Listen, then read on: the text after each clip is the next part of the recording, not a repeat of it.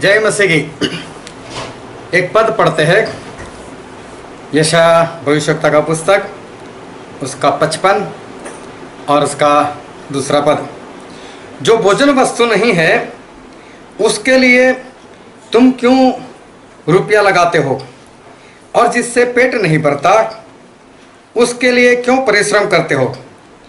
मेरी ओर मन लगाकर सुनो, तब उत्तम वस्तुएं खाने पाओगे और अच्छी वस्तुएं खाकर संतुष्ट हो जाओगे।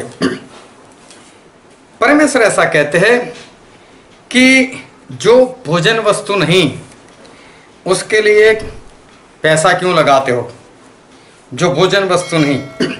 दूसरी बात लिखिए, जिससे पेट नहीं भरता उसके लिए क्यों परिश्रम करते हो। मेहनत अलग बात है, परिश्रम अलग बात है। परिश्रम उसको कहते हैं जो मेहनत से ज़्यादा होता है। कई बार ऐसा होता है कि आज तकरीबन 8 घंटे कोई काम करता है तो उसको 500 रुपये मिल जाते हैं, लेकिन कोई 16 घंटा करे तब भी उसको 400 मिले, उसको बोलते हैं परिश्रम। तो जिसमें ज़्यादा पैसा नहीं मिलता। तो परमेश्वर कहते हैं जिससे पेट नहीं भरता उसके लिए क्यों परिश्रम करते हो। कौन सी ऐसी चीज़ है कि जो लोग खाते हैं पर वो भोजन वस्तु नहीं। अगर खाते हैं तो भोजन वस्तु होनी चाहिए, लेकिन ऐसी कौन सी चीज़ है जो भोजन वस्तु नहीं है। खाते तो है लेकिन भोजन वस्तु नहीं। ऐसी कौन सी चीज़ है जो लोग पीते हैं लेकिन वो कोई पीने वाली वस्तु नहीं, मतलब कि जूस नहीं है, ड्रिंक नहीं है कोई। ऐसी कौन सी चीज़ है, ऐसी कौन सी चीज़ है कि जो लोग खाते हैं पीते हैं लेकिन फिर भी उससे पेट नहीं भरता। क्या ऐसी कोई चीज़ हो सकती है कि इंसान खाए या पिए और फिर भी उसका पेट ना भरे? क्या ऐसी कोई चीज़ हो सकती है? हाँ, ऐसी चीज़ है। क्या है वो? और ध्यान समझना, एक तो है तंबाकू। लोग खाते हैं लेकिन उससे पेट नहीं भरता, उससे इंसान को तृप्ति भी नहीं मिलती। शराब, वो भी लोग पीते हैं लेकिन उससे भी पेट नहीं भरता। लोग बीड़ी पीते हैं, सिगारेट पीते हैं, लेकिन उसमें भी लोगों का पेट जो है वो नहीं भरता। सबसे ज़्यादा लोगों का पैसा इसी चीज़ों में जाता है। इनके रेट भी देख लो कि कितनी महंगी बनती है।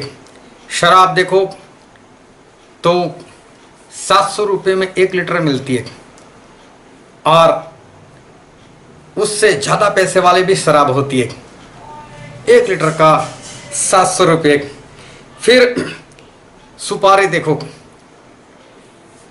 580 रुपये में किलो। वो भी अगर बड़ी बड़ी जो सुपारी आती है जो गोल वाले दिखाई देती है, वो अगर होलसेलर से लो तो इतना रेट है। वरना उसको अगर आप पान में उसमें लेकर आओ तो फिर उसमें उसका रेट और भी ज़्यादा है। बीड़ी देखो, अगर 1 किलो बीड़ी करो तो तकरीबन वो 1000 रुपये से ज़्यादा की हो जाएगी।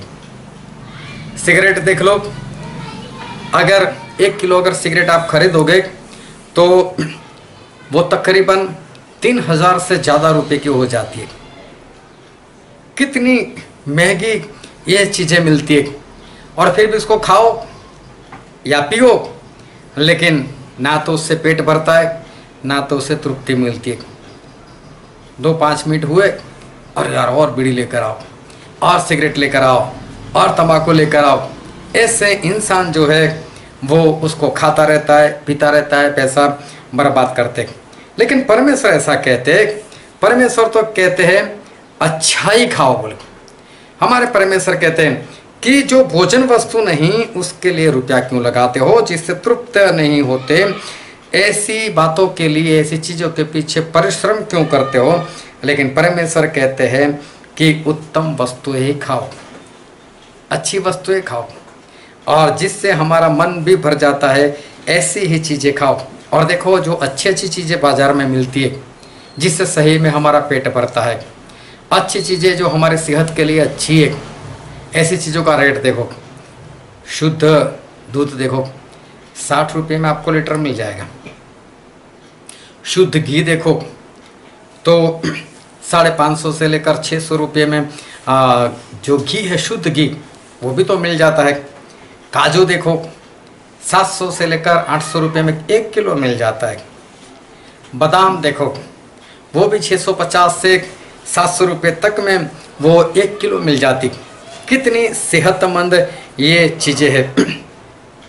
हाँ, अभी महंगाई है और महंगाई तो होती रहती है, लेकिन जिससे पेट नहीं भरता और जिससे इंसान को तृप्ति नहीं मिलती, मतलब बीड़ी है, सिगरेट है, शराब है, तंबाकू है, सुपारी है, अगर ऐसी चीज़ों की तुलना में देखो तो बाकी चीज़ें जो है हमारी सेहत के लिए वो काफ़ी सस्ती है।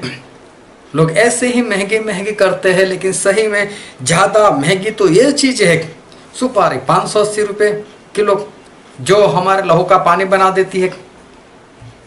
तंबाकू, बीड़ी, सिगरेट देखो जिससे कैंसर होता है वो 1000 रुपये किलो, 3000 रुपये किलो ऐसे में मिलती है। शराब देखो 700 रुपये लीटर जो अंदर लीवर खराब कर देती है, घर में लड़ाई झगड़ा पैदा करती है और उसके बाद भी उससे तृप्ति नहीं मिलती।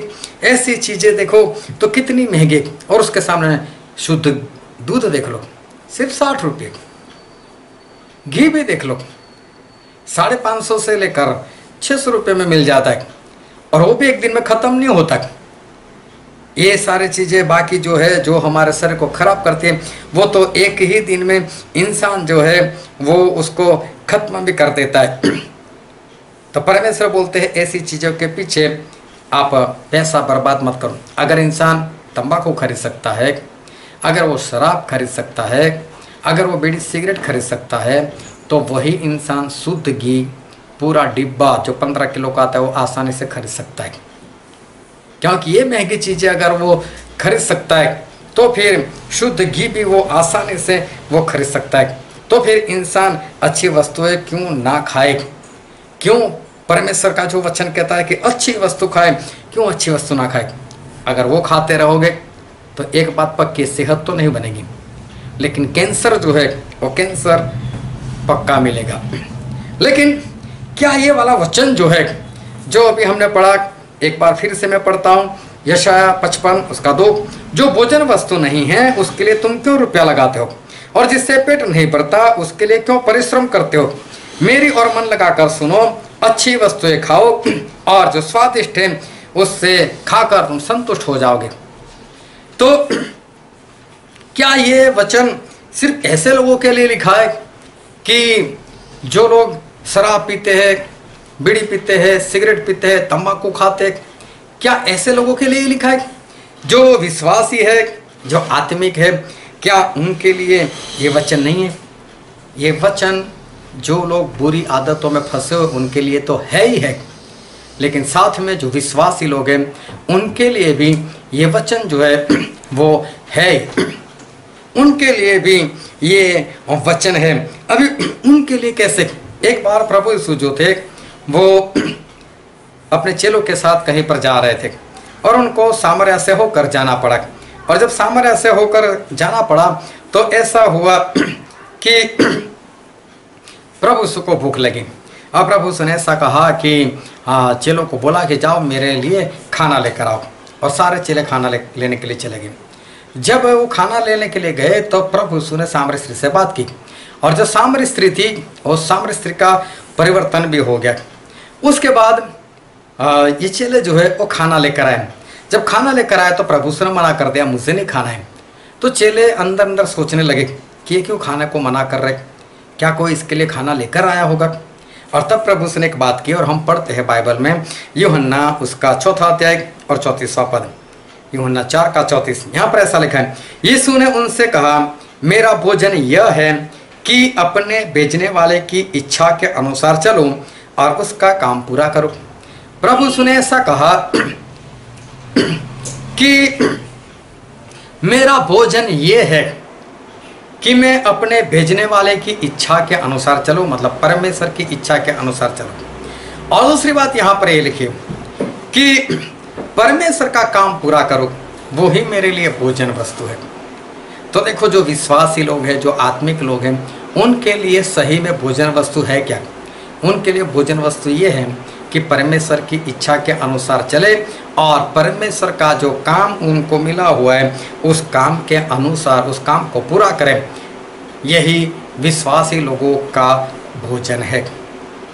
अभी हम जो भोजन खाते, चाहे आप शुद्ध घी खा लो, शुद्ध दूध ही पी लो, चिकन मटन ही खा लो, कुछ भी खा लो, लेकिन दूसरे दिन वापस भूख लगेगी ना, वापस भूख लगेगी। दूसरे दिन वापस खाओ, तीसरे दिन वापस खाओ, खाते रहो, पेट भर जाता है फिर खाली हो जाता है, पेट भर जाता है फिर खाली हो जाता है। तो हमारे लिए भी जो सही भोजन वस्तु है वो है क्या? वो है परमेश्वर की इच्छा के अनुसार चलना और परमेश्वर का जो काम है उसे पूरा करना, वो ही हमारे लिए भोजन वस्तु है। वही हमारे लिए भोजन वस्तु है, परमेश्वर का काम पूरा करना और उनकी मर्जी के अनुसार चलना।